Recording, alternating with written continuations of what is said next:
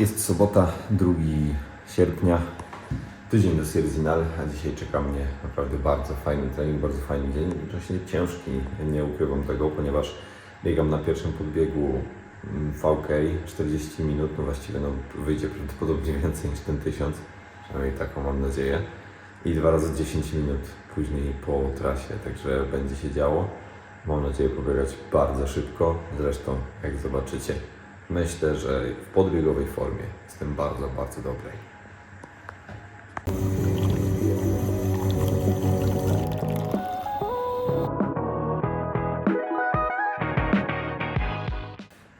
Standardowe tutaj już śniadanko.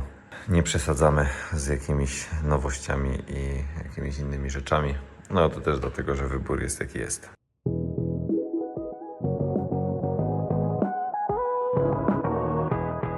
Zbliżam się tutaj do startu, natomiast ja swój test wertykałowy będę zaczynał od biegania na szlak, nie od samego tutaj startu, z tego względu, że muszę przebyć kawałek asfaltem, no i nie chcę jakoś tutaj się zderzyć z samochodami, więc dlatego pobiegnę troszkę inaczej.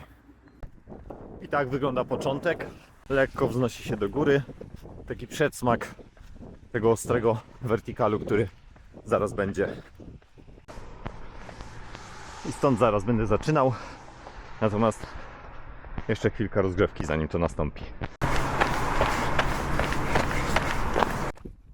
Mięśnie po wczorajszym longu nieco zmęczone, ale generalnie rzecz ujmując czuję się bardzo dobrze.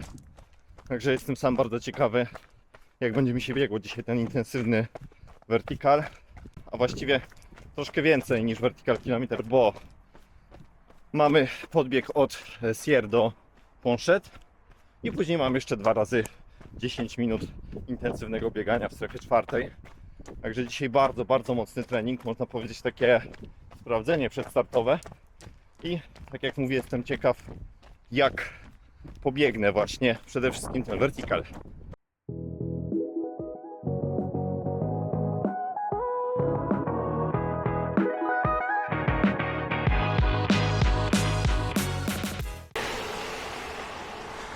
Dobra, zaczynam nieco wcześniej, tak żeby segment mnie na pewno chwycił, bo wiecie, no, na Strawie musi być. If it's not on Strava, it didn't happen. Także trzymajcie kciuki, a ja zaczynam. Ruszając, wiedziałem, że muszę ruszyć takim spokojniejszym rytmem, żeby nie zarnąć się już na samym początku, ponieważ trasa, jak tutaj widzicie, nachyla się pod kątem takich 15%. Zaraz zobaczycie, jak wygląda ta prędkość tak naprawdę, mijając właśnie tutaj biegacza, który biegnie sobie spokojnym tempem. I uwierzcie mi, że jest to dosyć szybkie tempo. To nachylenie tutaj na pierwszym fragmencie trasy jest jeszcze dosyć niewielkie i można powiedzieć, że cały czas jest to dosyć biegowy teren. Utrzymywałem tutaj prędkość cały czas między 6 a 5 minut na kilometr, po czym następuje kilka takich wypłaszczeń na tych pierwszych 2 kilometrach. Tak jak tutaj możecie zauważyć, biegnę nieco szybciej, zaczynam troszeczkę zagęszczać kroki, zwiększać swój rytm. To też pozwala właśnie na taką przerwę w trakcie tego podbiegu, niemniej jednak wcale nie jest taką przerwą sensu stricte. Nie ma tutaj możliwości praktycznie odpoczywania i nie mamy możliwości takiej, żeby sobie dokładnie odpocząć. Bardzo cieszyłem się natomiast z tego, że pomimo mięśni, które mnie bolały, byłem w stanie bardzo dużo napierać, chociaż jak okaże się w późniejszej części trasy, jednak odczuwałem pewne trudy tego wysiłku. I kontynuuję tutaj swój podbieg. Zaraz wbiegniemy na fragment asfaltowy w Nuke bodajże, który również jest dosyć szybkim odcinkiem. Zobaczycie, jak zmieni się tempo właśnie w momencie, w którym wbiegam na asfalt. Tutaj przy nachyleniu 10 do 15% biegłem około 5 minut na kilometr, więc bardzo, bardzo szybko. Jednocześnie czułem, że jest to trochę taka granica dzisiaj tych moich możliwości. Nie chciałem pobiec tego wertykalu na maksa, ponieważ później miałem jeszcze część taką, która była wymagająca, ale chciałem utrzymać rytm. Tutaj widzicie, że z asfaltu biegam z powrotem na ścieżkę i tak naprawdę dopiero w tym miejscu zaczynają się dosłownie schody. Robi się tutaj bardzo stromo, robi się tutaj już typowo górsko. Ścieżka wprawdzie nie jest jakoś bardzo trudna. Nie da się tutaj powiedzieć o trudnościach technicznych. Można natomiast powiedzieć o tym, że to nachylenie robi swoje. Momentami przekracza ono nawet 40%, więc jest ogromnie wymagające mięśniowo. Tutaj wpadłem w końcu na to, żeby podnieść kamerę do góry na swoim headmancie, tak żebyście mogli też zobaczyć, jak biegnę tak naprawdę i co widać na tej trasie. Wcześniej to były tylko i wyłącznie obrazy gruntu i moich stóp. Jestem tutaj w okolicy 1000 metrów nad poziomem morza, co oznacza, że pokonałem pierwsze 300 kilkadziesiąt metrów. I wbiegamy tak naprawdę na najtrudniejszy chyba fragment, który pokonywałem na tej trasie. Są to schody, więc nie da się tutaj utrzymać takiego rytmu typowo podbiegowego. Tutaj jak widzicie zbiegłem sobie trochę ze schodów, żeby nie musieć wskakiwać niejako na nie, ale tutaj właśnie to nachylenie sięgało 40%. I nawet pomimo, że kamera przekłamuje, myślę, że tutaj było widać, jak ostre było to nachylenie. Utrzymywałem, tak jak tutaj widzicie, bardzo podobną intensywność. Cały czas to tętno jest w strefie czwartej, w granicach 175, 176. Natomiast nie mogłem tutaj za bardzo wejść wyżej i czułem już w tym momencie, że tym, co mnie ogranicza, są moje mięśnie. Czułem, że ten oddech jest normalny, jak na tą intensywność. Czułem, że płucnie, oddechowo też czuję się w porządku. Bolały mnie natomiast właśnie czwórki i to już się dało tutaj we znaki.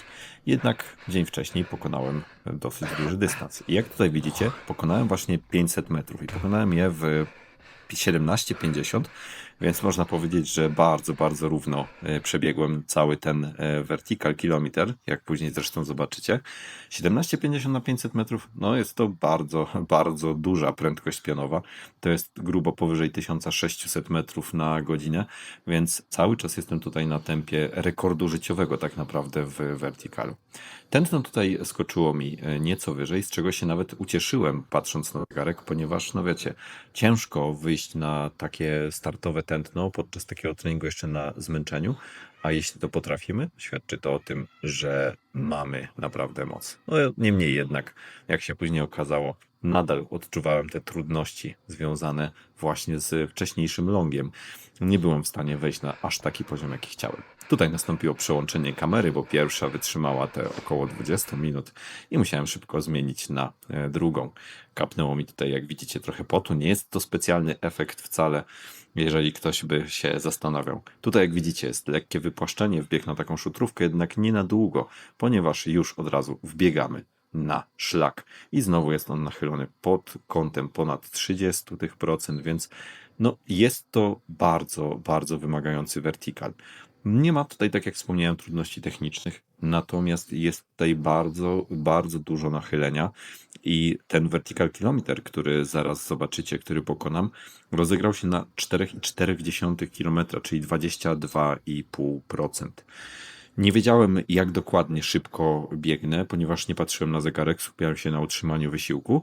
Jednakże później okazało się w analizie, że pokonałem ten vertical, jak zaraz zobaczycie, ten vertical kilometer, czyli 1000 metrów w pionie, w 35 minut 40 sekund. Dla porównania, mój najlepszy vertical do tej pory, czyli bieg na Babią Górę, bieg zachodzącego słońca, to było 4,5 km, 850 metrów przewyższeń i tam pokonałem ten dystans w 33,20. Także nawet pomimo tego, że nie czułem się tutaj w 100% dobrze, że musiałem bardzo mocno walczyć o utrzymanie intensywności ze względów mięśniowych, to ten vertical był moim najlepszym w życiu. Nadal jednak musimy się wspiąć jeszcze wyżej, ponieważ do szczytu, do Ponchet zostało jeszcze sporo czasu. I tutaj ta trasa przebiega już w taki sposób falowany, ponieważ owszem, są odcinki powyżej 30, nawet 40%, natomiast momentami zdarzają się również wypłaszczenia, takie na których jest 0%, nawet czasami nieco się zbiega, tak jak tutaj widzicie, jest to 2 do jakichś 10%. Także można się tutaj też po drodze rozpędzić, natomiast bardzo istotne z punktu widzenia takiego startowego według mnie będzie to, aby nie przesadzić na tych pierwszych 3 kilometrach. Tam można załatwić sobie tak naprawdę cały już bieg. Dlatego zamierzam rozłożyć mądrze siły, używając tego, co dowiedziałem się o całej trasie i czego dowiedziałem się na tym wertikalu. To są już tak naprawdę końcowe fragmenty i tutaj już bardzo, bardzo ciężko było mi biec, z tego względu, że po prostu mięśniowo byłem ogromnie zmęczony. Jak widzicie, też te wypłaszczenia powodują, że moje tętno nieco spadło. Moje tętno spadło dalej do strefy czwartej, natomiast jest to dolna granica strefy czwartej. Także można powiedzieć, że pomimo, że utrzymałem intensywność przez długi czas, to tutaj już nie byłem w stanie przytrzymać aż tak mocnego fragmentu. Powoli natomiast zbliżamy się już do końca. Tutaj mamy wypłaszczenie, nawet lekki zbieg i zaraz zobaczycie taki charakterystyczny punkt na trasie, w którym często utykają rowerzyści, czy ci, którzy nagrywają z głowy cały bieg, ponieważ tutaj jest taki płot, taka palisada i tutaj robię lapa. Jak zauważycie, przebiegam. A zaraz przekonamy się, jakie były statystyki całego wysiłku. Na pewno zrobiłem dziś życiówkę na AVK. Później sobie zobaczę, ile dokładnie, ale no szacun dla tych ludzi, którzy tutaj wybiegali tak szybko, no bo kurczę, tu jest dopiero 34%. Biegło mi się tak sobie, dosyć mocne zmęczenie mięśniowe po wczoraj, to jest zrozumiałe, no ale pompa Ruszam tutaj na 10-minutówkę i za Ponchet tak naprawdę to nie jest koniec jeszcze podbiegu. Musimy podbiec jeszcze do Champ d'Olem, czyli mamy tutaj tak naprawdę jeszcze około 200, nawet 300 metrów w pionie do pokonania na tych najbliższych 5 kilometrach. I jest tutaj już wprawdzie taka szeroka, bardzo szeroka szutrówka. Można tutaj zauważyć, że spina się ona tak około 10 do 10-12%, natomiast zdarzają się też części płaskie. Szczególnie na tych częściach płaskich bardzo ciężko było mi się tutaj wbić na konkretny, mocny rytm, bardzo ciężko było mi się tutaj rozpędzić. Natomiast, jak tutaj możecie zauważyć, wbiegamy już powoli na ten podbieg. Który ma tak naprawdę 700 metrów. On jest taki charakterystyczny, bo po lewej stronie będzie taka ściana i tenże podbieg bardzo mocno zabija i nabija nogi. Ja natomiast, jak widzicie tutaj, nie byłem się w stanie już bić na aż tak wysokie tętno, jednakże moje odczucia zdecydowanie zawierały się w strefie czwartej. Nawet powiedziałbym, że była to górna część tej mojej strefy czwartej. Dlatego też starałem się utrzymywać przede wszystkim mocny rytm, szybki krok i też popracować nieco mocniej rękami. Nie było to aż takie proste, to po raz kolejny przełączenie na kolejną kamerę i powoli zbliżam się do końca. Jest to już wypłaszczenie takie przed Champ d'Olem i mamy tutaj statystyki. Jak widzicie, nie byłem w stanie wyjść na wysokie tętno. Niesamowicie szybkie bieganie tu jest. Ta część na szutrówce jest bardzo, bardzo biegowa. Odczucia strefy czwartej, natomiast tętno strefy trzeciej. Także widać, że troszkę zmęczenia objętością jest. Ruszam na ostatni odcinek 10-minutowy. Tutaj też musicie wiedzieć, że po drodze momentami jest taka, można powiedzieć, czarna dziura odnośnie GPS-u. Zauważyłem to, gdy biegałem tutaj próg tlenowy, że nie odpowiada jakby tak szybko na tempo chwilowe. Zresztą nie ma to dużego znaczenia. Liczył się tutaj przede wszystkim wysiłek, a ten starałem utrzymywać się właśnie w takiej strefie czwartej. Tu, jak zauważycie, większość tego fragmentu przebiega już w dół. Zbiegamy do Champ d'Olem i tutaj większość moich prędkości pojawiała się właśnie w takim zakresie 3,20, 3,7 nawet, jak później zobaczycie. Czasami nawet nieco szybciej w momentach, w których dochodziło do takiego nagłego spadku. Natomiast tutaj jest taki charakterystyczny fragment, który często można zaobserwować na relacjach, jak zawodnicy tutaj hamują. Jest to fragment zaraz przed 12 kilometrem i jest on bardzo, bardzo mocno nachylony. Jest to około 30% nachylenia i można bardzo łatwo zabić tutaj nogi, a musicie wiedzieć, co zresztą zaraz zobaczycie, że zaraz za tym zbiegiem później następuje jeszcze jeden podbieg. Taki podbieg, który wprawdzie nie jest mocny, ale wymaga przejścia takiego szybkiego, rytmowego. Dlatego zabicie tutaj nóg może skutkować właśnie czymś bardzo, bardzo niefajnym. Tutaj właśnie zaczyna się ten podbieg, o którym mówiłem. I jak widzicie, jest on nachylony około 10%, natomiast jest on naprawdę, naprawdę trudny. Po czym następuje wbieg na taki single track i tutaj zbiegamy już, można powiedzieć, w stronę czegoś, co się nazywa Tignousa, ale wybaczcie, nie umiem tego wymówić w prawidłowy sposób. Tutaj byłem już dosyć mocno zmęczony, natomiast jak widzicie, po raz kolejny nie byłem w stanie wbić tego tętna tutaj wysoko. Ten stok cały czas pnie się lekko w górę, raz opadając, później znowu się wznosząc. Takie nachylenia 10, 15, maksymalnie 20% przebiega pod kolejką i tam można powiedzieć, że jest taki najcięższy fragment tego podbiegu z Champ-Dolin. Tutaj mijam grupę turystów i tu widać właśnie, że zaczynają się dosłownie schody. Na szczęście udało mi się podbić jeszcze tętno na sam koniec, tutaj na tym najostrzejszym podbiegu, ale muszę powiedzieć, że byłem już bardzo, bardzo zmęczony i oczekiwałem tylko końcówki tego podbiegu. Ale byłem mega zadowolony z wysiłku, który dałem z siebie na całym tym treningu. To była po prostu super robota.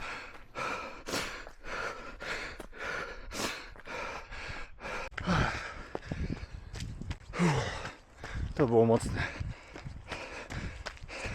Tak jak wcześniej mówiłem, zmęczenie mięśniowe dawało się dziś trochę we znaki, ale wykonałem mega jakościową jednostkę.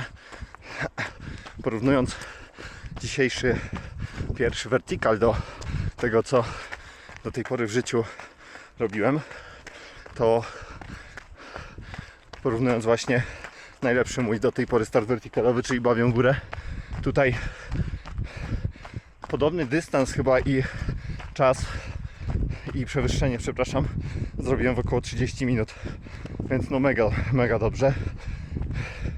I to jeszcze na wysokości, no i na takim zmęczeniu, także dobry prognostyk, ale dziś muszę odpocząć. Co do żywienia, dzisiaj z racji tego, że trening trwa 2 godziny, to zjadłem Maurtena 160, czyli 40 gramów węgli, Maurtena setkę ze 100 mg kofeiny i wypiłem jeszcze węgle Endurance'a razem z elektrolitami 500 ml, gdzie miałem 90 gramów węgli, czyli łącznie razem spożyłem dzisiaj 155 gramów. Taki mniej więcej zakres, w jaki pewnie będę celował na zawodach, może trochę więcej, 80 do 90 gramów. Wysokość też trochę u mnie przynajmniej upośledza tą możliwość przyjmowania dużej ilości. Także cieszę się, że dzisiaj udało się aż tyle.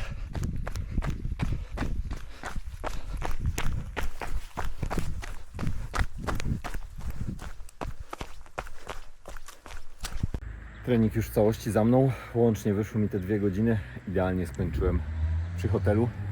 2 godziny, 18 km 300 metrów i 1800 metrów przewyższenia. Także no jest co robić.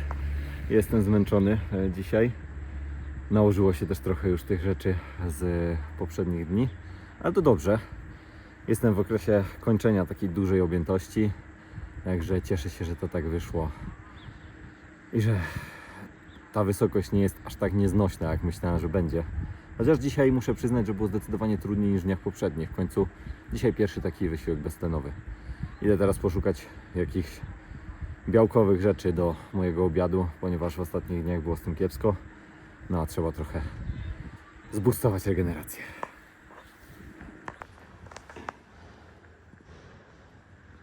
Już się trochę przejaśnia. Jak widać, moje gotowanie w mikrofali dalej ma miejsce. I co podsumowując, tak dzisiejszy trening, to tak jak mówię, nie czułem się jakoś może super i może jeśli byłbym na świeżości, to urywałbym jeszcze z tego czasu no, z 2-3 minuty. Co natomiast warto jest podkreślić, to i tak był mój najlepszy vertical w życiu. W drodze pobiegłem vertical kilometr w 35-40 na około 4,5 km biegu, więc no super, a jeszcze później dalej wiadomo kontynuowałem ten podbieg. Łącznie na całych 48 minutach wyszło 6 km i 1280 metrów przewyższenia. No także noga mogę powiedzieć, że podaje. Czuję się teraz oczywiście trochę zmęczony, więc uzupełniam kalorie. Lecę zaraz poleżeć sobie trochę do łóżka, później jeszcze coś zjem. No i cóż, zajmę się pracą, ale najważniejsze, żebym się dzisiaj po prostu jeszcze mocniej wyspał. Dzięki Wam za oglądanie tego odcinka. Standardowo, jeśli podobał się Wam ten materiał, zostawcie łapkę w górę. Jeśli tego jeszcze nie robicie, zasubskrybujcie kanał. Rozważcie proszę wsparcie na Patronite, dzięki czemu ja będę mógł bardziej rozwijać się jako i twórca, i zawodnik. I do zobaczenia w kolejnych materiałach.